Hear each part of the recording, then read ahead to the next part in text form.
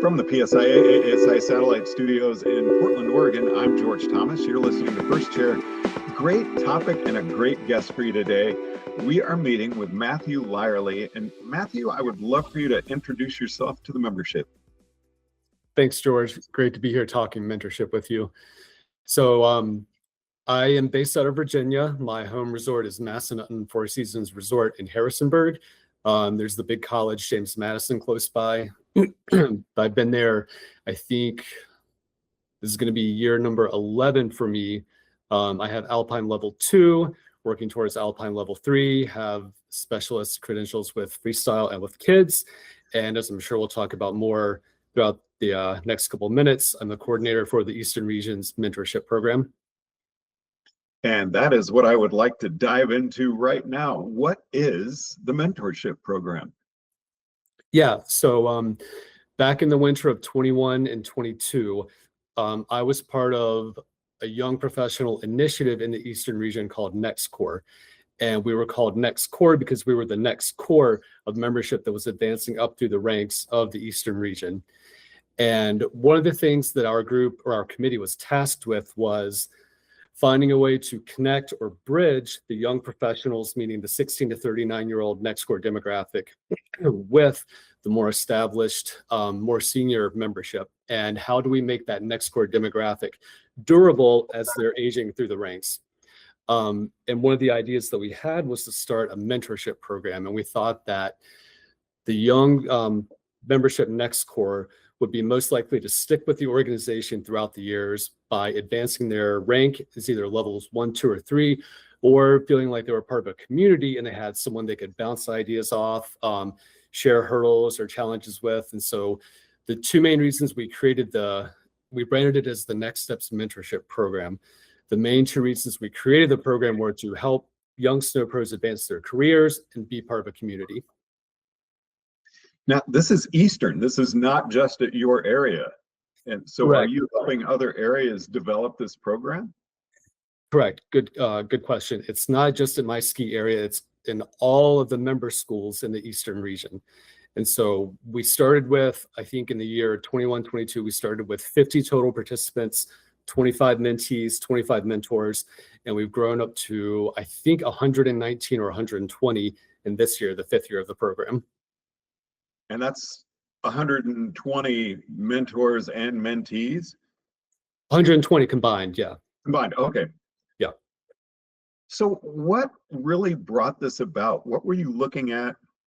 I think a lot of times mentorship is heard, people tend to think about exam preparation or things like that, or brand new instructor at our area. We need someone to take this person under their wing and help them grow and develop. It's more than that, though, isn't it? It's definitely more than that. One of the main focuses we have or desires we have from our mentees to apply to the program is career advancement. But like you said, there's a lot more that goes into it besides just, I want to pass my level 2 or I want to earn my level 3. We will have mentees who, when they're filling out their pre-programmed survey, their application, will specify, I want to learn how to make it full-time as a snow pro. Or we had a mentee last year who said she wanted more access, to influential, high-ranking women within the Eastern region. I want to belong to a community. I want to learn how to be a full-time functioning snow pro. Things that go, like you said, beyond just passing an exam or an assessment. And you've really got my mind teeming with some questions. The first one being, you strike me as someone who would be an excellent mentor, but at the same time, you are also developing your career. You're looking at getting further certifications and expanding your knowledge. Do you have a mentee? Or are you a mentee of a mentor? Even if you're in a mentorship role, can you also have someone who's mentoring you? Yeah, great question. I am not a mentor. The mentors in our program in the East are all members of the ed staff. I do have a mentor who's close by that I'm working with really closely. I blow his phone up all the time saying like, hey, I thought about this the other day, or what do you think about this activity? Trying to move four-apt on skis. What do you think about this activity? And he's great. He's really helpful. And luckily he's close by. And one of the things that we've tried to make happen with the program is facilitate face-to-face interaction, primarily on snow. And how is there a job description? Is this something, like you said, most of the mentors are ed staff members, and you just said you're blowing up someone's phone? Is that, you know, it's like, oh, I really don't want to be contacted at midnight on a Saturday. Are there any ground rules or things like that you have to adhere to? What's kind of the basis of being in that mentor-mentee relationship? Great question. It's pairing specific. So what we've done is we've paired mentors and mentees up one-to-one. And as the program coordinator, all I've tried to do is provide kind of big picture boundaries or a big picture vision of what the program should look like.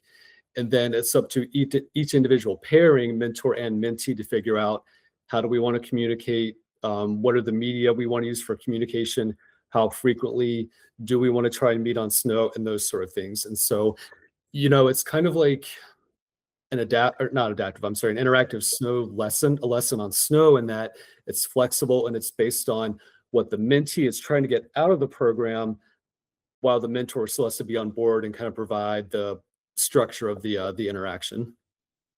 How do people sign up for it? So for mentors, we recruit through the Eastern office. The ladies there do a phenomenal job of outreach and recruitment.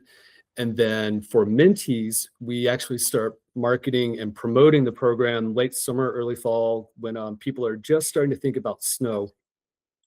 And we have an actual application that people have to fill out and then apply to the program. Assuming we have the spaces and the capacity, no one really gets turned down. Just the application is what we're looking for. Are you looking for work or interested in seeing what options there are in the snow sports industry? Our job board on the snowpros.org is full of openings at ski and ride areas across the country. From part-time to full-time, introductory to leadership roles, it's a great way to propel your career on snow. And how did this germinate? I mean, someone had the idea. Was it then presented to Eastern, and then how was it disseminated out to all the different areas to really get the program to take hold? It seems like a really big undertaking to get this to happen, but you've done a lot in just a few years. It seems like a lot, and I think it seems like more work than it actually is. My job is actually fairly easy with this. All I have to do is figure out the communication, how we're going to promote it, and then do the actual pairing and the matching up of people. Back when we started in the year 21-22, Michael Mendrick was the CEO of the Eastern region before Kathy Brennan. And we presented a written proposal to him, and he was on board with it right from the beginning. He said, great idea, let's proceed with this. And so the Next Core Committee, which I was formerly a part of, presented the program to Michael. We got the go ahead, and then we launched it ourselves. And when Kathy took over, I think it was 1 year after we had been live with the program, I reached out to her, showed her the proposal we had from the previous year. She wanted to keep the thing going, and here we are in year 5. And what do you see this growing into? Do you just want to see it spread out to more areas, have more involvement from members at the areas? What are the goals?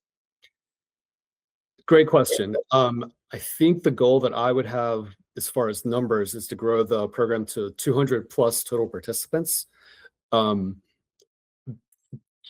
years ago, we opened the program up. It was just a Next Core initiative early on, just the young membership. But 3 years ago, with the help of the Eastern office, we decided to open it up to the Eastern membership as a whole.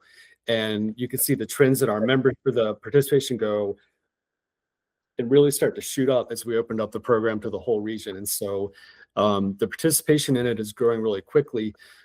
I do know that if we grow to 200 people, I'm going to need a couple more assistants to help out. And I've worked and communicated with a couple people already this year about having them available for subsequent seasons to help out with the strategizing and the planning of it. But I would say that the biggest goal that I have for it right now is just to continue growing the total number of participants in it. And how do you feel working with a mentor, getting ready for going for your level 2 and other things? Are you feeling, well, you already have your level 2, you're working toward your level 3. Does it increase your confidence when you're going into situations like that? Depends on the day. Okay. In all seriousness, yes, it does help out a lot. And some of the feedback that we have gotten from mentors who were in the program is level 2 and level 3 staff trainers we have are great, but having an actual member of the ed staff is what kind of gives you a leg up on the assessment process. And so the mentor that I've been working with has talked to me a lot about ski performance and what modern skis are designed to do and how we apply that to our free skiing out on the hill. And last week at Killington, talking to my clinician at the week of Eastern Academy, I said, my mentor I've been talking to has talked to me about how modern ski performance is mostly about tails following the tips, mostly a carved ski performance. Is that accurate? Yes, that's accurate. So having a member of the ed staff that is involved with assessments, involved with setting the standard, determining what is important about skiing, absolutely is helpful.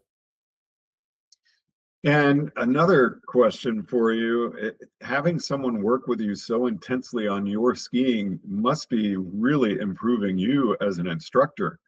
I mean, your knowledge and the way you're having these discussions with another person, I would really think that you're getting so much more information that you can share with your guests. I think so. And it's a different kind of information too. It's much more, and maybe it's because of my personal learning style. It's much more about ski performance versus body mechanics and body performance. How do we move a certain way to affect ski performance rather than you need to move this certain body part. And again, that could be just based on my personal learning style, but the communication and the coaching I've gotten from my mentor, I think has kind of shaped the way that I like to give and receive feedback also. Any tidbits that you would share with, say, an area in a different division that's interested in starting a mentorship program at their area, or for other divisions that might be interested in bringing this in? If you're interested in starting a mentorship program, I would say go for it. The effects of it may not be immediately visible, but I think it would help with creating a more cohesive ski school, a more interactive and dynamic ski school environment as well. So mentorship is great. I've really benefited from it. It's a great program. Matthew, anything you'd like to add in conclusion? I would say one thing that comes to mind is, as a mentee, it's not always easy. You have to have thick skin. You have to understand that you're going to hear about things that you may not want to hear, but in the end, it's worth it. Matthew Lyerly, thanks very much for joining us on First Chair. Thanks, George. From the PSIA-AASI Satellite Studios in Portland, Oregon, I'm George Thomas.